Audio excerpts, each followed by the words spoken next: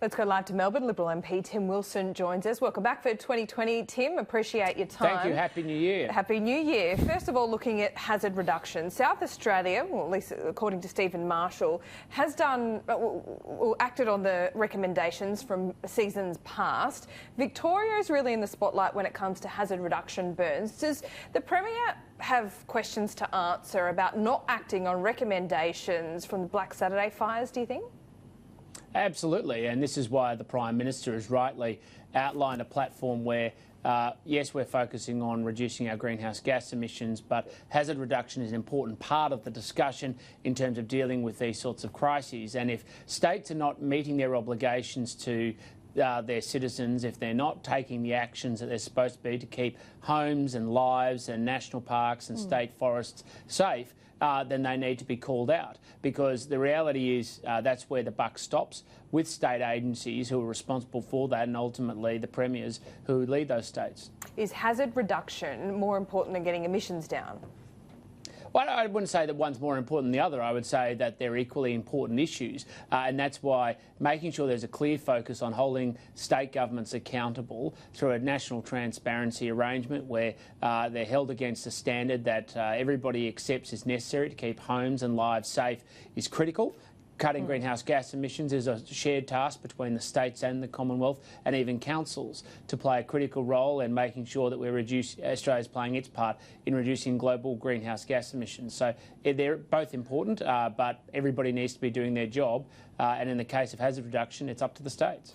Well, Dave Sharma wrote today that he would like to see Australia be more ambitious. He comes under the banner of a modern liberal. Is that the view of all modern liberals? Well, I think the focus of everybody is what policy we need to do to achieve our targets. You can be as ambitious as you want. If you haven't got the policies in place to realise them, then it's ambition for no purpose. And so, look, I'm very optimistic we're going to hit our target of 28% by 2030. I think I'm very optimistic that we're going to exceed it and that we'll be able to scale up ambition, but it's got to be off the back of clear policy parameters and clear policy program that make sure we meet those targets, not just ambitious targets for no sake, apart from headlines.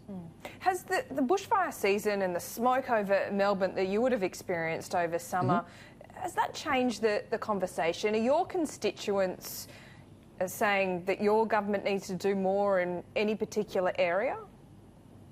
Oh, well, there have always been some constituents before the bushfires who've said that, and they will continue to advocate for it. I think there's obviously been a clear intensity of focus around bushfires, hazard reduction, arson, climate change that influences bushfires as a result of the events over the past couple of months. I mean, I think people are mostly full of sympathy and compassion for those people who have been affected.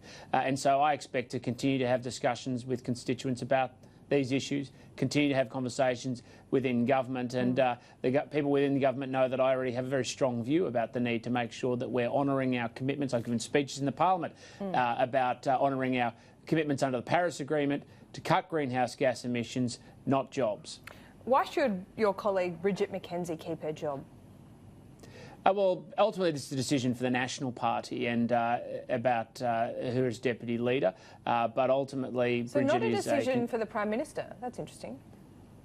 Well, no, I mean, the reality is the leaders and deputy leaders of parties are elected by their party rooms. I'm a member of the Liberal Party room, she's a member of the National Party room, so these are the sorts of decisions for the National Party. But what she's done is gone about her job of making sure she allocates funding for local sports infrastructure across the country. Now, I know there's a lot of discussion about how that's been done, but in the end, that's her job. And this is the Auditor General that says perhaps things weren't quite right. Don't you have some questions for her?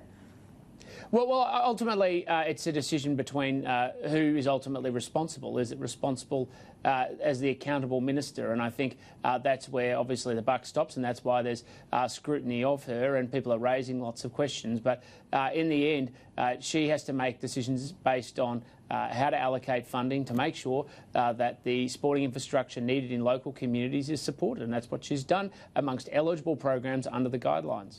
Well, what does it show if perhaps it was within the guidelines? The Auditor General says he doesn't think it is.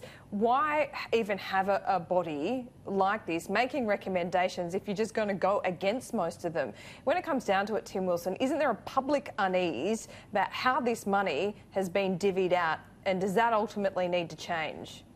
Well, firstly, the Australian Sports Commission makes a lot more decisions, or makes more recommendations than just this matter, and deals with a lot of things related to community sport as well as national sport. So there's lots of purposes to the organisation. Of course, I'm quite sure the Minister listens to feedback from communities and, councils and those people who put forward proposals about the strengths and merits of the case on different types of focus around allocation of sporting grants. We had a whole fund that was set up specifically on making sure that we deliver empowerment for women's changing rooms, particularly where there's been a paucity of access. Fund, wasn't it? No. Well, I'm sorry. I come from a community, as do many other people, where there is a paucity of women's change room facilities, and there's a desperate need to be able to address the systemic gender inequity around access to sports facilities. How much money did your electorate get then?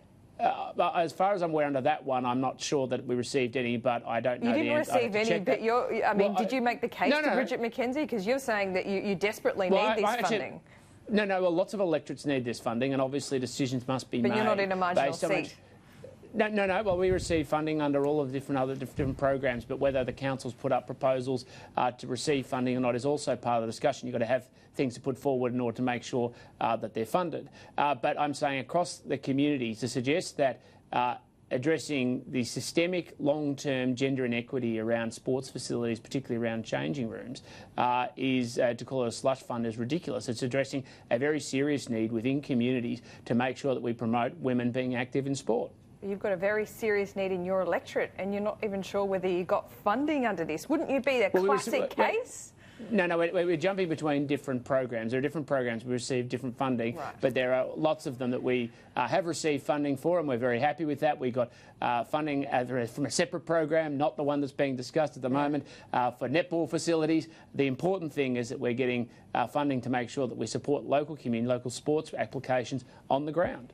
Tim Wilson, always good to talk to you, and we'll get you back. We'll be speaking to you on the regular this year, and I know you're always talking about the RBA and housing affordability. We'll have to do that next time. Don't increase interest rates. Okay, well, there you go. Well, economists think the RBA will, so... Sorry, don't cut them. Sorry, I need to be clear if I've got that wrong. Don't cut them.